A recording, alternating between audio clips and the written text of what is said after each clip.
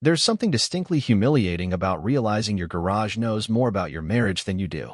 It started with motion alerts. You'd think I'd be annoyed, getting buzzed by Ring at 11:03 p.m. every Tuesday and Thursday while pulling graveyard shifts at the emergency dispatch center. But I wasn't.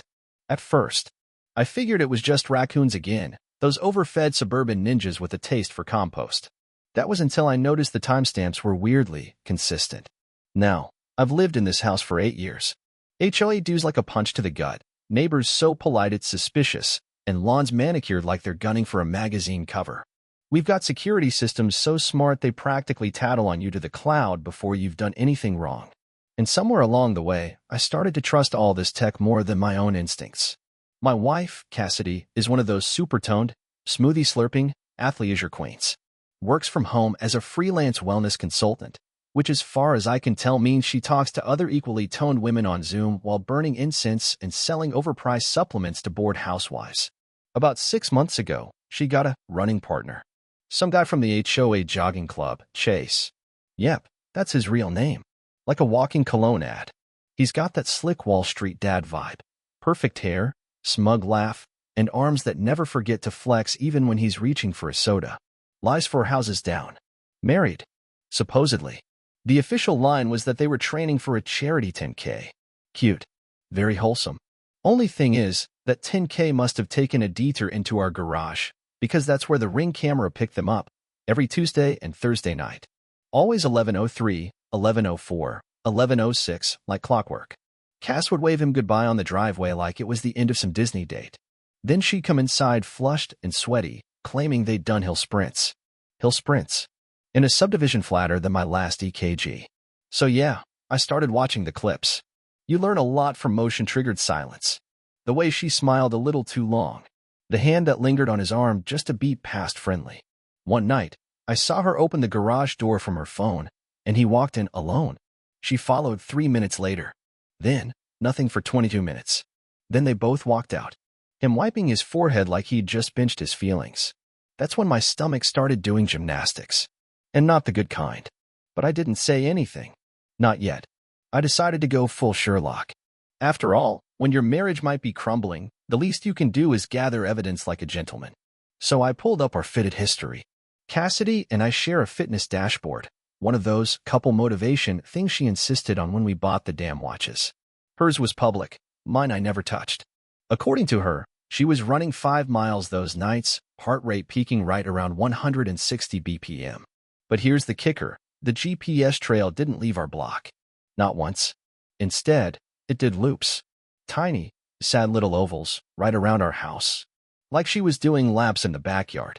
Except, our backyard's 40 feet wide. Unless she was chasing a squirrel for 5 miles, that didn't add up. So I dug deeper. I got friendly with Mark, our next-door neighbor. He's a Tesla guy, lives for his dash cam. One of those people who treats his car footage like it's cinematic gold. I mentioned I was trying to solve a neighborhood delivery issue and asked if I could check his Sentry Mode archives. He handed it over like I'd asked for sugar. That night, I sat at my laptop, headphones on, going full digital peeping Tom. And there it was Chase's Lexus pulling up to our curb. Cassidy meeting him. No jogging. No water bottles. No gear. Just them, stepping into our side gate and disappearing around the house. Then silence. Then Cassidy re-emerging alone 20 minutes later, brushing down her hair with a ponytail holder and texting on her phone like nothing happened. Let me be clear. I'm not a saint. But I've never cheated. Never even been tempted. I married Cassidy because I thought she was solid. Real. Turns out, she was just rehearsing for suburbia's most predictable soap opera. But here's where it gets fun. You see, Chase isn't just any HOA jogging club clown. He's the president. The head of the neighborhood watch, the rules are, the man who fines you for leaving your trash bins out 12 hours too long. He's been up for re-election in 2 months, running unopposed until now. Because I had a plan. A slow burn. Calculated. Precise. And it all started with a PowerPoint. Yeah, you read that right. A PowerPoint. I called it Neighborhood Wellness, a look at local fitness trends. I booked a slot to present it at the annual block party, under the guise of a community health initiative. I even roped in 2 other neighbors as guest speakers to lend credibility. Meanwhile, I was curating my slideshow with all the grace of a man scraping gum off his wedding vows. Slide 1. Fitted data analysis. Slide 2. GPS trails overlapping Cassidy's runs with Tesla dashcam stills. Slide 3. Timestamped garage entry logs via our smart system. Slide 4. A side-by-side of Cassidy and Chase, complete with motion alerts and peak heart rate zones. The best part? I wasn't even going to speak. I'd set it on auto-run, background music and all. But I'm getting ahead of myself. First, I needed a clean exit strategy and an airtight alibi. Because after this show, I wasn't just burning a bridge. I was lighting the whole damn subdivision on fire. And I wanted front row seats. So here's the thing about revenge. It's a lot like cooking brisket. You don't rush it. You let it marinate. You keep the temperature low. And you make sure every bite is seasoned with just the right amount of go to hell. I spent the next 3 weeks playing dumb. That's harder than it sounds, especially when every time Cassidy kissed me goodbye before her run, my brain played back that ring footage like a blooper reel from a failed marriage. But I smiled. I packed her water bottles. I even added a protein bar to her gym bag, the one she'd leave untouched in the garage while she got her cardio on a different kind of equipment. Chase, meanwhile, had no clue. The man strutted around the neighborhood like he was the mayor of Smugville. Always waving, always wearing those breathable jogger pants that somehow screamed, "Divorce me," in every language. He sent out his usual HOA emails too. Long, pompous announcements about community pride and upholding standards. The guy once fined an elderly couple for painting their shutters the wrong shade of taupe. You can't make this stuff up. But let's talk logistics. The block party was coming up fast. Annual tradition. Bounce house for the kids, bad barbecue for the dads, overpriced cupcakes from Susan at the end of the cul-de-sac. It was the one day a year where everyone pretended they didn't secretly hate each other's landscaping choices. It was also where Chase traditionally gave his State of the Neighborhood speech like he was running for Senate. I volunteered to run the community tech table. Sounds nerdy, right? Exactly. No one cared. It was the spot where people came to ask how to reconnect their Wi-Fi to their smart fridge or why their doorbell thinks every squirrel is a burglar. That's where I'd set up my presentation, tucked neatly between the lemonade stand and the face-painting booth. Meanwhile, I kept compiling. The Fitbit data alone was gold. Cassidy's heart rate would spike absurdly high every time Chase was jogging with her. Like clockwork. And not once, did her GPS show an actual route outside our property during their meetups. According to the app, her 5-mile jogs were just her circling our garage like a Roomba on steroids. But the piece de resistance? That was the Tesla footage. Mark, bless his bored tech-loving heart, had cameras pointing in every direction. He even got a side angle showing Cassidy sneakily pulling Chase into the garage under the cover of dusk. Timestamped. Clear as day. No deniability. And just in case that wasn't enough, I pulled the smart lock logs from our house system. Every time Cassidy opened the side garage door, it logged the entry. Combined with the ring alerts, I had a synchronized timeline that would have made a CSI tech weep tears of joy. It wasn't just a slideshow at this point. It was a goddamn prosecution case. But I didn't stop there. Oh no. I took it further. I created a neighborhood-wide email list. This wasn't hard. Chase himself had distributed an Excel file last year for emergency contacts. I formatted it into a clean distribution list and saved a copy to a dummy Gmail account I made, neighborhoodwellnesswatch@protonmail.com. It sounded just official enough to not raise suspicion, but weird enough to make people click. The plan was simple. On the day of the party, I'd play the presentation, just let it roll, and then 5 minutes after it ended, I'd hit send. The email would go out to every household in our community. Subject line: Your health is our priority. Fitness insights from our HOA president. Inside would be the full video breakdown, screenshots, and a Google Drive link labeled Supplemental Wellness Data. Because nothing says scandal like passive-aggressive folder titles. Now, I know what you're thinking. Wasn't I worried about Cassidy seeing me prep all this? Nope. See, Cassidy was so stressed from work lately that she started going to a spa out in the next town every Saturday. Whole-day detox trips. Lavender towels and cucumber water. I tracked her location just once. She was at a hotel. A Marriott. Classy, I guess. But not exactly a mud wrap and mani pedi kind of place. Whatever. The more time she was gone, the more I could prep without interruption. The night before the block party, I didn't sleep. Not because I was nervous, hell no. I was fine. But something about revenge stirs up your senses. Everything feels sharper. More alive. Like I was finally moving again after months of emotional quicksand. I finished rendering the presentation at 2:13 a.m. 6 minutes long. Subtle music. No narration. Just slides with clean white text and slow pans over data, charts, and footage. It looked more like a TED Talk than a digital divorce letter. I transferred the file to a discrete USB, printed fake smart home demo signs for my table, and tested the projector 3 times. It worked perfectly. Crisp. Beautiful. Devastating. Sunday morning rolled around, and the neighborhood was already buzzing by 10.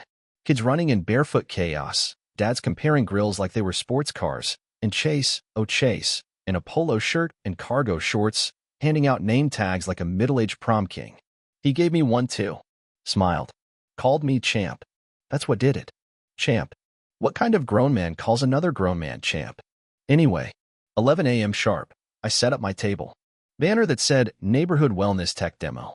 Cassidy was off mingling with the other wives, sipping kombucha and acting like she didn't have a secret garage schedule that could land her in a Netflix docuseries. I waited until most people had gathered near the central tent, the one with the PA system where Chase usually made his speech. I tapped into their Bluetooth speaker system. Told the event coordinator I'd like to show a quick demo about fitness analytics from smart home devices. She barely looked up from her clipboard. Just nodded and said, as long as it's under 10 minutes. Bless her distracted heart. At 11:47 a.m., I hit play. The screen lit up.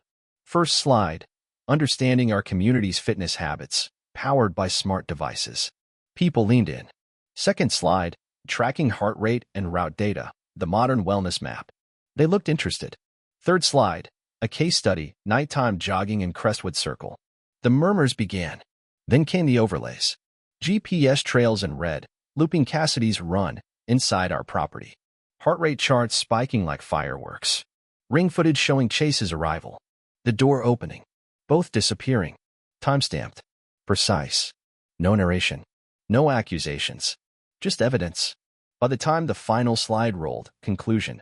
Transparency builds stronger communities, you could hear a pin drop. Cassidy stood frozen mid-step near the lemonade stand. Chase's face was a color I can only describe as sweaty beige. Then the email hit. Phones buzzed. Screens lit up. The video. The screenshots. The folder of doom. And just like that, chaos. Someone actually dropped their corn dog. Chase tried to speak. Tried to stammer out some kind of defense. But it was too late. The court of neighborhood opinion had already reached a verdict, and the sentence was social annihilation. As for Cassidy, she just stood there, eyes darting around, breathing like she'd run the actual 10K for once. She looked at me, finally. Like maybe, just maybe, I was supposed to yell or cry or beg her to explain.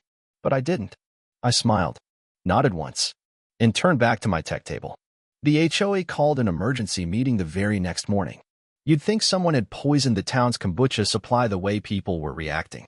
Cass spent the night at her sister's, which, if I had to bet, was just code for hotel with better lighting. I didn't ask, didn't care. She left a single text around midnight that said, "We need to talk." I left it on read. Chase, on the other hand, decided to go full PR campaign. He sent out a mass apology email by dawn, filled with phrases like deeply regret, privacy violation, and emotional misunderstanding. It was practically soaked in cologne. What really got me was that he tried to spin it, said the footage was taken out of context, and that the data presented lacks nuance. Let me tell you, there is nothing ambiguous about footage of you sneaking into another man's garage after dark and leaving 20 minutes later looking like you just bench-pressed your conscience. But hey, spin it, Chase. Spin it all the way down the drain. The emergency HOA meeting was held in the community clubhouse, that over-air-conditioned shoebox where dreams of neighborly harmony go to die. Folding chairs, a sad coffee station, and a whiteboard someone had optimistically written, agenda, across in blue expo marker. Cass didn't show. She must have sensed that walking into that room would be like bringing a match to a fireworks factory. But Chase did. Oh, he did. And he brought props. He had a stack of printed statements, bound in little report covers like a failing CEO presenting to angry shareholders. He stood up there in his Patagonia vest, trying to look composed, flanked by 2 members of the board who looked like they were just there for the free donuts. "I want to take full responsibility," Chase began, his voice already cracking. "This situation has gotten out of hand, and I understand the concerns about propriety, leadership, and infidelity," someone shouted from the back. Chase froze. The room chuckled. A woman coughed into her reusable coffee mug with such force I thought she might choke on her almond milk latte. I understand emotions are high, Chase said, flipping through his prepared speech like he was still hoping to find the dignity he lost somewhere between my wife's leggings and his ego. He went on about commitment to transparency, public forgiveness, and some nonsense about rethinking how we define leadership. Define it however you want, Chase. Just don't do it in my garage. I didn't speak during the meeting. Didn't need to. My work was already done. But the real kicker, the twist I had been marinating, was still cooking. You see, Chase's re-election was scheduled for the following Saturday. Normally, these HOA elections were a snooze fest. One candidate, 10 votes, and everyone just nods through it so we can all get back to power washing our driveways. But this time I decided to run. Yep, me, Mr. Smart Home Demo Guy. I didn't even send out a campaign email. I let the crowd do it for me. Word spread like wildfire. People started knocking on my door, asking if I'd consider stepping up for the good of the neighborhood. I played it cool, told them I'd think about it. I waited exactly 48 hours. Then I posted a single flyer on the HOA Facebook page, a clean, white background with the words, "Your data deserves a defender, vote Derek M. for HOA president." No bio, no promises. Just that line. It went viral. Kind of. For a suburb, anyway. Now, in the middle of all this, Cassidy finally decided to act like she still had a husband. She came home Wednesday afternoon, pretending like she forgot her yoga mat. She stood in the foyer, holding it like a peace offering, like a fleece-wrapped olive branch. "Can we talk?" she asked. I looked up from my laptop. Let her sit. Watched her fidget like someone waiting for test results. "I didn't mean to hurt you," she said. "That's convenient," I replied. Her eyes flinched. She set the mat down, like maybe the weight of it was too much. "It wasn't serious," she said. "It wasn't even about him. Not really. I just felt stuck. I felt like I didn't know who I was anymore." I nodded slowly, like a therapist who's already written the discharge papers. "Did the garage help?" I asked. She winced. "I know you're angry, but..." "I'm not angry," I cut in. "I'm done." She blinked at that. No tears. Not yet. But the walls were starting to crack. "I want to fix this," she said. "No, you want to rewind it," I corrected. "You want the version where I never found out. You want the version where Chase is still president, you're still jogging on lies, and we smile through brunch pretending it's all peachy." She didn't respond. Just stared at her hands like they'd betrayed her too.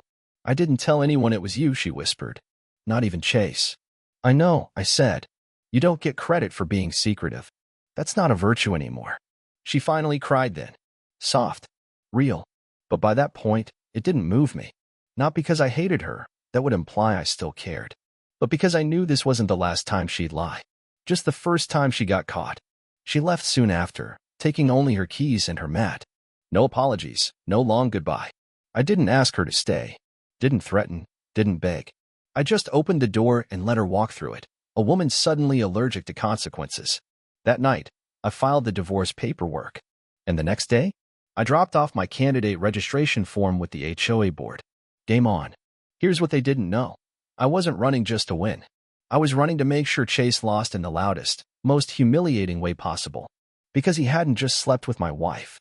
He screwed with my peace. My home. My name. So I started designing the campaign event to end all campaign events. The HOA allowed candidates to host a meet and greet in the days before the vote. Most years, it was a formality, cheese trays, awkward small talk, and handouts no one read. Mine would be a night to remember. Because I had a special guest lined up. And they had no idea what was coming. If you ever want to know what a person's really made of, run against them in a neighborhood election. It strips away the lawn smiles and polite waves.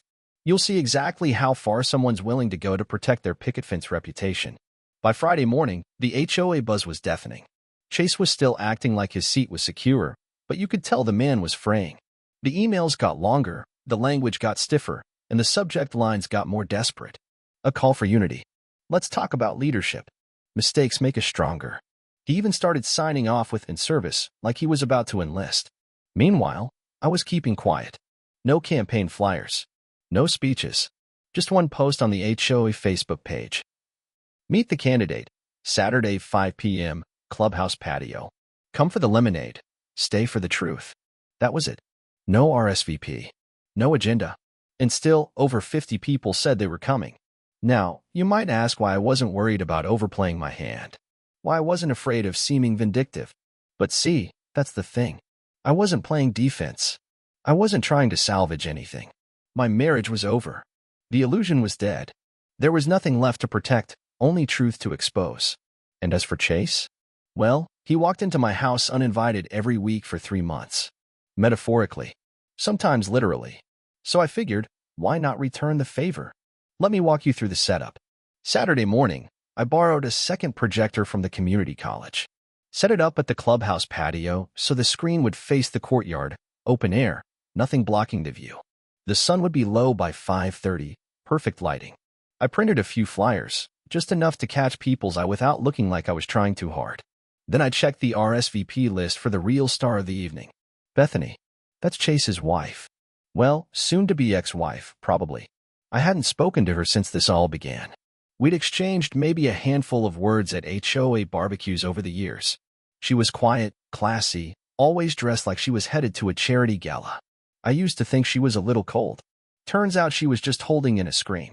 She showed up early, dressed down in jeans and a baseball cap, like she wanted to slide under the radar. But her eyes? Sharp, alert, focused. Like she'd already calculated the cost of this moment and decided it was worth it.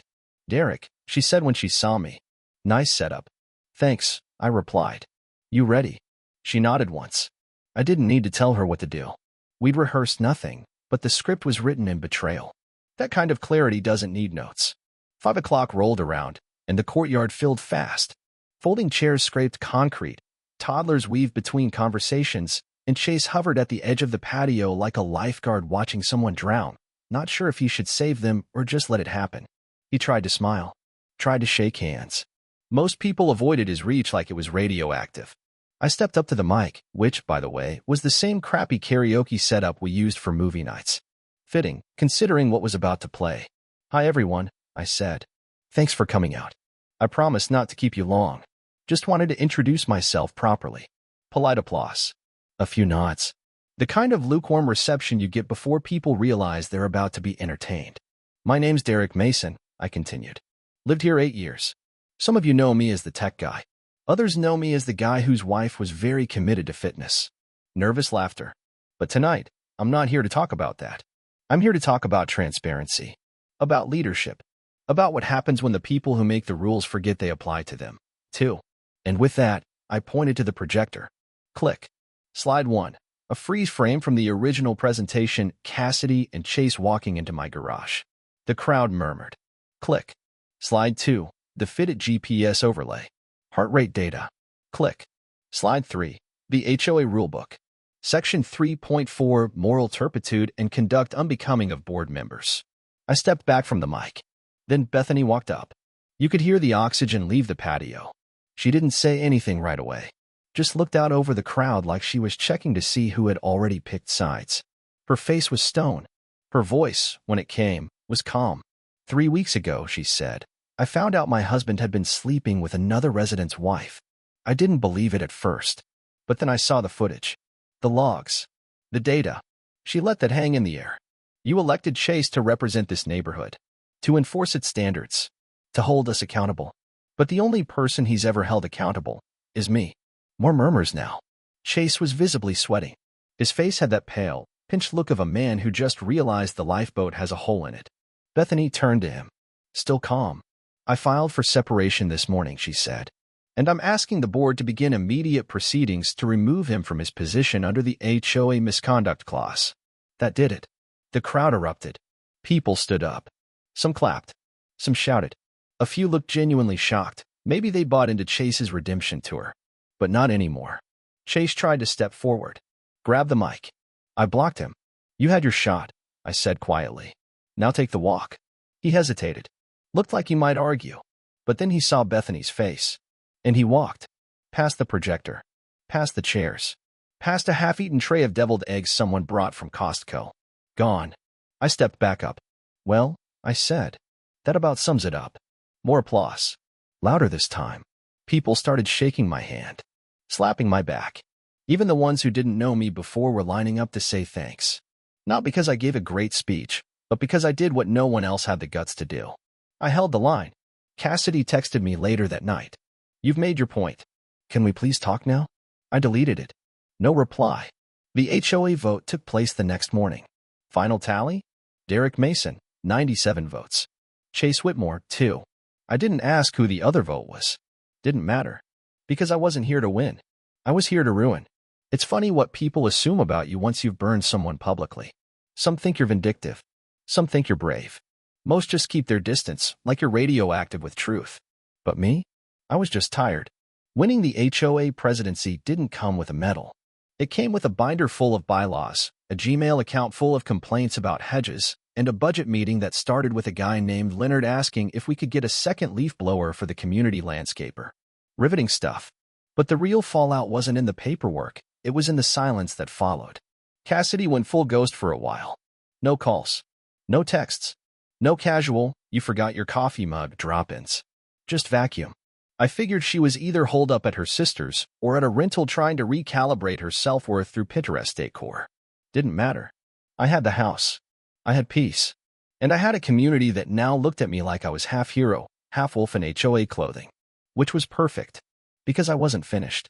See, Chase might have lost the title, the polo shirts, the smug smile, and probably his marriage. But what he hadn't lost, yet, was his influence. The guy still had friends. The old guard of lawn sign politics. People who whispered at board meetings and still hoped he'd make a comeback. The kind of people who thought exposing an affair was uncouth even if the affair happened under their own nose. That's where my real work began. It started with the bylaws. HOA documents are a treasure trove of hypocrisy. Turns out, Chase had rewritten several clauses during his term to make it harder to vote anyone out, except he forgot to update the digital timestamps. I compiled a full list of every change he made without a community vote, then published it in the monthly newsletter. Headline: Transparency begins at home. Underneath, a bulleted list of every unauthorized amendment, with screenshots, annotations, and a footnote that read, "Don't worry, unlike some people, I don't delete my history." The community lost its mind. The same people who once whispered started demanding a rollback. Petitions formed. Emergency votes were called.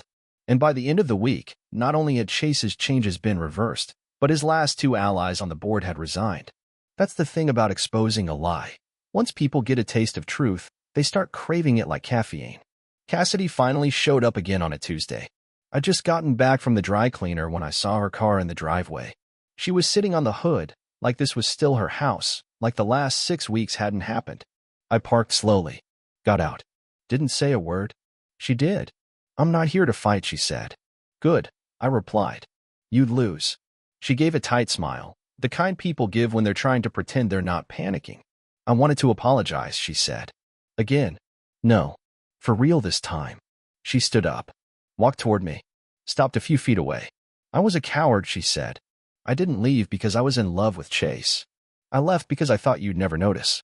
That you were too busy, too buried in work, too safe." Safe. That word hit like a slap.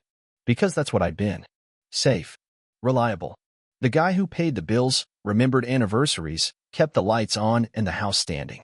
She wanted danger. She wanted spontaneity. She wanted lies with abs. And then she realized what those lies looked like in daylight. "I've started therapy," she said. "I'm trying to understand why I sabotaged the one thing that actually worked." I nodded. Polite. Neutral. "That's good," I said. "You should keep going." Her eyes searched mine for something. A flicker of hope. A crack in the armor. I didn't give it to her. "I'm not asking for anything," she added. "I just needed to say it." I believed her. Maybe for the first time in a long time, I actually believed her. But belief isn't the same as forgiveness. And it sure as hell isn't a green light. She left after that. Quiet. No dramatics. Just a woman who finally looked in the mirror and saw the aftermath. I went inside, poured a drink, and sat on the back porch. The yard was still. The sun was setting. And for the first time in months, I didn't feel like I was waiting for something to break. But I wasn't done.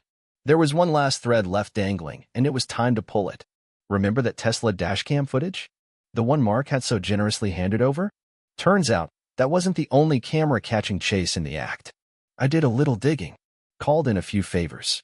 One of our neighbors 2 blocks over, Valerie, retired, loves wine and gossip, Had one of those 24/7 security systems that recorded everything. And guess who else had been parking near her house every Friday at noon? Chase. With a different woman. Not Cassidy. Another married resident. Turns out, Cassidy was just one of many laps in his weekly workout circuit. I confronted Valerie with the footage. Showed her what I had. She gasped, swore, poured herself a glass of Pinot before noon. Then she said 5 magical words. I'll take it from here. The next week, Valerie hosted her famous wine and appetizers night. Every neighborhood woman over 40 was there. By the next morning, Chase's name was mud in every group chat west of the freeway. His wife filed an official ethics complaint with the state bar because guess what? He wasn't just HOA president. He was a lawyer. And the footage? That was a conduct violation. 2 weeks later, his firm dropped him. He sold the Lexus. Moved out of his house. Word was, he was staying with a friend 2 towns over, trying to figure out what to do next. And me? I landscaped my yard. I bought new chairs for the back porch. And I slept better than I had in years. Because revenge isn't about rage. It's not about shouting or screaming or even confrontation. It's about clarity. And sometimes, the clearest thing you can do is let the truth do all the talking. You don't really understand silence until you win. Not the kind of silence that follows heartbreak. I'd already lived through that one. No, I mean the quiet that comes when everything's been said, every lie exposed, every mask ripped off, and all that's left is you, your lawn, and a mug of black coffee on a Thursday morning. That kind of silence? It doesn't scream. It hums. It's been 3 months since the HOA election. 3 months since Chase's fall from grace. 3 months since Cassidy's half apology and full retreat. And 3 months since I stopped giving people the version of me that was built for peacekeeping. These days, I give them the honest version. No filters. No pretending. That honesty made me a few enemies. Made me a hell of a lot more allies. You'd think things would quiet down. They didn't. Because just like a bad leak in a perfect-looking roof, once one secret spills out in a neighborhood like ours, people start poking around their own attics. Suddenly every neighbor had a story. Every jogger became suspicious. Every doorbell camera became a confession booth. Turns out, we've been living in a suburb built on termites. My job as HOA president quickly shifted from handling recycling complaints to managing whispers. Marriages crumbled. A backyard pool contractor got caught inflating invoices, and not just numbers, either. 2 board members left for health reasons, which apparently was code for caught kissing behind the clubhouse. And through it all, I just kept showing up. Clipboards. Meetings. Emails. All while the community stared at me like I was the executioner who'd somehow become king. Cassidy never tried to come back. That surprised me. I figured she'd test the waters. A text here. A coffee invite there. But she didn't. Maybe because she finally understood that she'd broken something she couldn't repair with charm or therapy buzzwords. Or maybe because she saw what I'd become without her. Whole. And not just surviving. Thriving. Now here's where things get strange. You remember Valerie, the retired neighbor with the Pinot problem and the security system worthy of a Vegas casino? She and I started talking. At first, it was just shop talk. HOA stuff. Budget allocations.